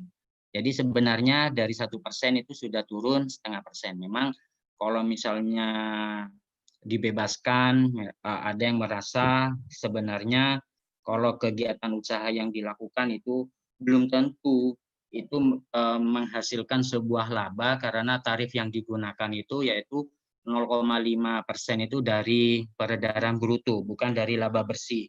Itu yang banyak menjadi pertentangan memang bagi pelaku usaha UMKM khususnya. Usaha yang mereka lakukan itu belum tentu menghasilkan sebuah laba, tapi tarif pajaknya itu sudah pasti di depan, yaitu sebesar 0,5. Itu memang dilematis bagi pelaku usaha, tetapi kebijakan itu merupakan aturan yang merupakan kewajiban bagi pelaku usaha harus dilakukan gitu. Bagaimana kalau tidak melakukan memenuhinya, itu tadi ada sanksi, ada penalti dan sebagainya. Jadi kalau misalnya keringanan, yaitu tadi keringanannya selama masa pandemi ini, yaitu sampai September, silakan itu dimanfaatkan. Tetapi setelah September kembali lagi ke aturan PP 23 2018 normal, yaitu 0,5%. Wajar. Mungkin bisa dimanfaatkan aturan ini yang PMK yang. Terima kasih Bu Anu. Ya, baik. Terima kasih Pak Herman atas penjelasannya. Ini menindaklanjuti pertanyaannya Bu Lim Amalia. Tadi secara dari sisi akuntan pajak sudah dijawab sama Pak Herman. Ini Bu Amalia tanya, kalau dari sisi akuntan pendidik atau dari auditor, nah ini bagaimana cara praktek yang tepat untuk dikontribusikan? Mungkin dari Bu Aisyah dulu bisa menjawab pertanyaannya Bu Lim terkait dengan bagaimana dari sisi akuntan pendidik, mungkin ya lebih tepat nanti yang sisi akuntan dari auditor bisa Bu Dina yang menjawab. Silakan Bu Aisyah.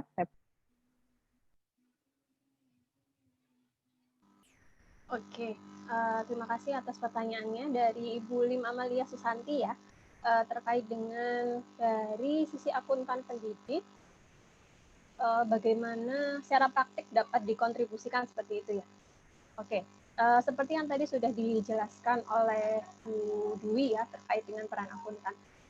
kalau kita di sini ngomong terkait dengan akuntan pendidik atau biasa kita sebut sebagai dosen akuntansi gitu ya, mungkin yang harus kita bisa lakukan saat ini adalah kita memaksimalkan usaha kita gitu ya untuk sharing ilmu itu lewat media-media seperti ini gitu, media-media apa namanya webinar gitu ya, kemudian ke mahasiswa pun juga sama, jadi lewat media elektronik misalnya lewat conference atau misalnya kita membuat sebuah tutorial gitu ya, tutorial tentang materi gitu ya, penjelasan tentang materi, video penjelasan tentang materi, kemudian kita upload di YouTube gitu, kemudian nanti mahasiswa bisa bertanya apa namanya terkait dengan materi tersebut, nah seperti itu. Jadi kalau terkait dengan apa sih yang bisa kita lakukan sebagai akuntan pendidik ini di masa pandemi seperti ini ya seperti itu. Jadi kita nggak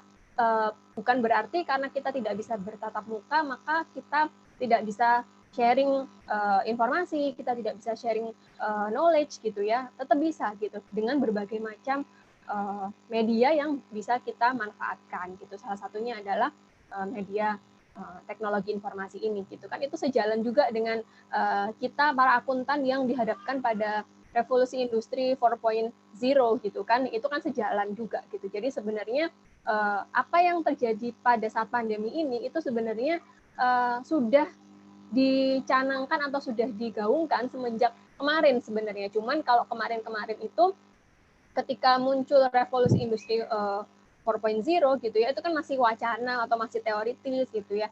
Tapi ternyata sekarang ini terjadi sebuah pandemi gitu ya yang memang mengharuskan kita untuk praktek gitu. Nah, itu mungkin yang bisa kita lakukan. Seperti itu. Itu Bu Hanun. Ya, baik. Terima kasih Bu Aisyah untuk penjelasannya. Mungkin sekarang bisa dijawab yang dari sisi auditor Bu Dina. Nah, Bu Dina ini kan salah satu auditor. Nah, monggo Bu Dina bisa dijelaskan. Mungkin saya bisa share sedikit dari pengalaman saya yang dulu pernah saya lakukan, karena auditor itu sebenarnya tidak jauh dengan apa yang sudah dipaparkan oleh Pak Herman. Karena auditor itu kebijakannya adalah regulasi dan kebijakan perusahaan sebenarnya. Jadi apa katanya regulasi, sekarang kebijakan pemerintah seperti apa dan kebijakan perusahaan seperti apa, itu saja. Tetapi pada saat pandemi seperti ini, kita ingat lagi bahwa auditor, akuntan publik itu ya jasa yang diberikan tidak hanya audit saja, tapi ada jasa assurance di dalamnya. Nah, jasa assurance itu salah satunya bisa menjadi konsultan. Artinya seperti ini, ketika kita mengaudit satu perusahaan, itu kita tidak hanya memeriksa penyajian laporan keuangannya saja, tetapi kita juga memberikan masukan-masukan positif terhadap apa? Terhadap sistem pengendalian internalnya. Nah, kalau sekarang perusahaan banyak mengalami pandemi seperti ini, negara mengalami pandemi seperti ini, otomatis perusahaan kan juga terdampak nih. Nah, peran akuntan atau auditor itu lebih ke bagaimana perusahaan nanti mungkin pemasarannya ada yang dirubah nih. Yang dulu hanya berdasarkan dari pemasaran di distributor atau perusahaan besar atau agen-agen, tetapi sekarang lebih banyak ke daring atau online. Nah, itu nanti yang akan dijadikan objek dalam auditnya, bukti-bukti online-nya seperti apa. Kan kalau misalkan mengeluarkan barang tetap ada faktur, itu tetap sih nggak berubah banyak saya rasa, tetapi seperti PO kemudian surat jalannya itu tidak lagi kita mungkin tidak ada fisiknya, tetapi ada bukti online-nya, itu yang harus dijadikan titik berat oleh auditor sebenarnya. Jadi tidak banyak yang berubah, nggak banyak berubah karena terkait juga dengan kebijakan.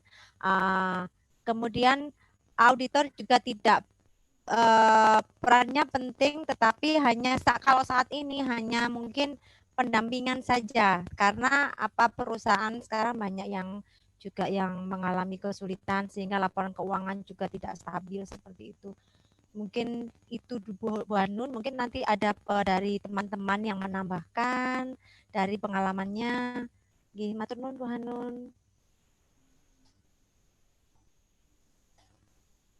Ya, siap. Terima kasih Bu Dina atas penjelasannya.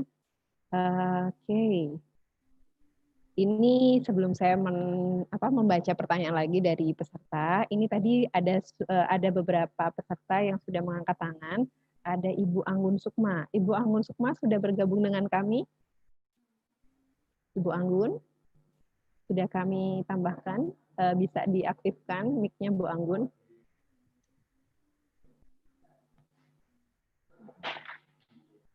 Ya, Bu Anggun. Oke. Masih sama? Belum? Baiklah, kalau gitu saya kembali ke pertanyaan.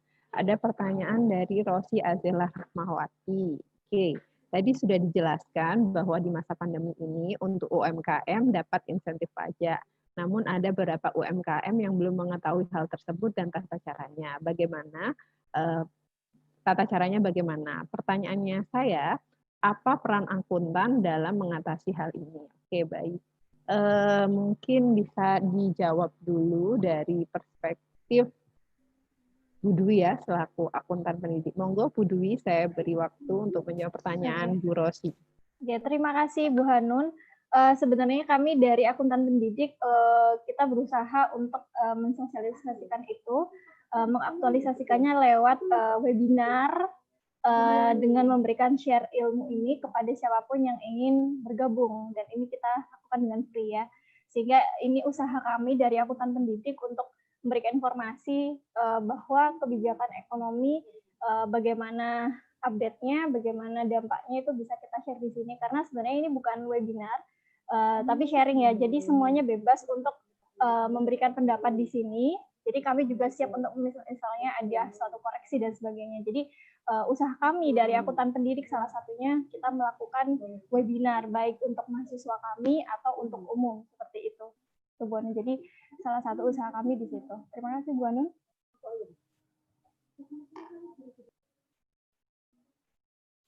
Ya, baik. Terima kasih Bu Dwi atas penjelasannya. Oke, semua pertanyaan sudah dijawab ini sama pembicara pada sore hari ini. Oke, baik. Karena waktunya juga sudah mendekati pukul 3, maka saya persilahkan. Tadi Bu Dwi sudah memaparkan terkait risum yang bisa diambil pada sore hari ini. Baik, saya persilahkan pada Bu Aisyah terlebih dahulu untuk memaparkan resum atau istilahnya highlight yang bisa kita ambil dalam sore hari ini. Bu Aisyah, monggo, saya persilahkan. Terima kasih Bu Hanun. Jadi kalau dari saya, tadi kan materi yang atau sharing yang saya angkatkan terkait dengan pemulihan ekonomi ya. Jadi pemulihan ekonomi itu bisa kita maksudnya siapa sih orang-orang yang bisa melakukan pemulihan ekonomi gitu ya? Bisa dari negara, pemerintah di sini ya, bisa juga dari kita sebagai masyarakat gitu. Jadi kalau dari pemerintah tadi menggelontorkan anggaran yang tadi sudah ada ini ya, ada revisi ya. Kalau tadi kan saya menyebutkan bahwa anggaran yang dikeluarkan oleh pemerintah untuk pemulihan ekonomi ini sebesar 589,65 triliun, tetapi tadi dikoreksi oleh Pak Sumanto dari BPK itu 695 triliun. Jadi anggarannya naik hampir 100 triliun untuk biaya penanganan terkait dengan COVID-19 ini. Jadi anggarannya sangat banyak ya, sangat besar sekali gitu ya. Jadi itu usaha dari pemerintah guna untuk meningkatkan atau memulihkan ekonomi nasional kita yang saat ini memang sedang terdampak. Nah, sebagai masyarakat pun kita juga bisa membantu pemerintah gitu ya. Salah satunya tadi dengan cara membelanjakan. Kalau misalnya memang kita mau spending money gitu ya, maka belanjakanlah atau konsumsilah produk-produk lokal, produk-produk UMKM. Itu akan sangat membantu sekali bagi UMKM tadi untuk tetap hidup gitu ya, sehingga mereka juga dapat berkontribusi pada perekonomian nasional. Kemudian kalau misalnya memang kita alhamdulillah masih ada saving gitu ya, maka kita bisa mengalokasikan saving kita ke investasi. Misalnya kayak kemarin itu pemerintah menerbitkan ORI gitu ya, obligasi retail Indonesia. Nah, itu kita bisa ikut serta untuk membeli ORI tersebut gitu ya. Dengan nominal 1 juta, 2 juta itu kita sudah bisa membantu pemerintah untuk sebagai salah satu pendapatan negara gitu dari obligasi tersebut gitu. kemudian jaga kesehatan juga itu ya, karena itu juga merupakan hal essential thing yang bisa kita lakukan sebagai masyarakat gitu. Karena kalau kita sebagai masyarakat sehat gitu ya, kita bisa beraktivitas kembali dengan seperti semula gitu ya, maka perekonomian pun juga pasti akan meningkat juga. Seperti itu. Seperti itu Bu Hanun. Baik, terima kasih Bu Aisyah. Berikutnya saya beri kesempatan Bu Dina untuk memberikan highlight pembahasan pada sore hari ini. Monggo Bu Dina. Bu Hanun, karena yang saya bahas tadi adalah tantangan, saya kaitkan saja dengan profesi akuntan kalau diizinkan Bu Dwi. Jadi tantangan apapun yang saat ini kita hadapi tidak lepas dari itu memang ujian kita saat ini. Nah, bagaimana kita menghadapi tantangan itu sebenarnya sebesar apapun, asal kita bergerak saja, asal kita melangkah saja, itu yang terpenting sebenarnya. Tetapi kembali lagi bahwa jangan hanya memandang bahwa ekonomi saya butuh, sangat butuh, dengan mengabaikan kesehatan, akhirnya nanti yang terdapat juga kita sendiri. Nah, garis besar yang saya ingin sampaikan adalah jangan berbangga dengan apa yang sudah kita miliki. Artinya jangan kita itu ahli dalam satu hal. Paling tidak kita multi talented, multitasking, multi skill itu jauh lebih baik. Ketika kita terpuruk di satu, kita masih bisa melangkah meskipun satu langkah. Itu saja Bu Hanun yang bisa saya sampaikan. Mungkin ada tambahan nanti. Matur nuwun Bu Hanun.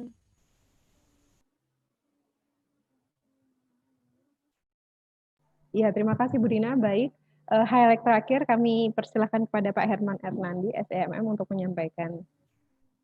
Terima kasih Bu Hanun.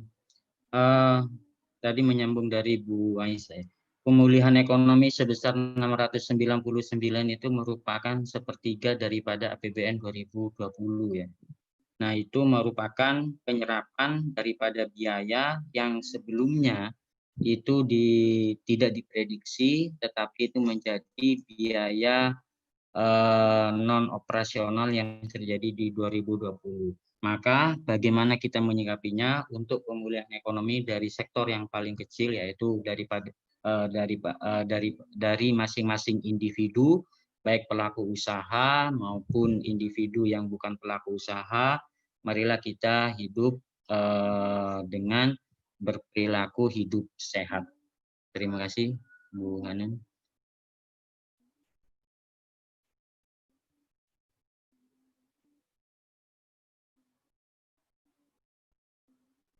Oke, baik. Terima kasih Pak Herman. Alhamdulillah semua panelis sudah menyampaikan materinya dan alhamdulillah kita sekarang sudah di penghujung acara. Kami mohon maaf, mungkin ada teman-teman tadi yang kesulitan secara jaringan sehingga tidak bisa bergabung melalui Zoom maupun melalui YouTube. Nanti rekan-rekan yang terkendala bisa melihat tontonan tayang ulangnya di Umsida 1912 dan jangan lupa subscribe dan like.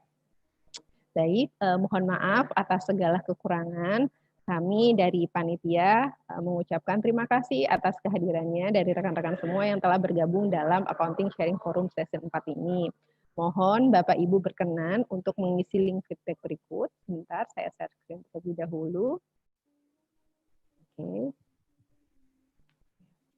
Terlihat nggak ya Bapak Ibu? Ya, silakan di klik itu feedback ASF 4, nanti ibu-ibu, bapak, dan ibu peserta dapat mengisi feedbacknya dan nanti secara otomatis ketika email yang Anda ketik benar, maka sertifikat akan masuk ke email Anda. Baik, berikut yang dapat kami sampaikan, kurang lebihnya kami mohon maaf. Akhirul kalam, albiru manikalako, wassalamualaikum warahmatullahi wabarakatuh. Waalaikumsalam warahmatullahi wabarakatuh. Mohon untuk Bapak Ibu panelis tidak live terlebih dahulu karena saya akan sesi foto. Oke, bisa disiapkan pose terbaiknya. Oke, tolong diambil operator ya. Oke, terima kasih. Ayo, saya hitungan ya. 1. Oh, print screen. Oh, sebentar, saya matikan dulu. Oke. 1, 2, 3. Oke, sebentar sekali lagi ya, tadi Bu Dina goyang. Oke, 1, 2, 3.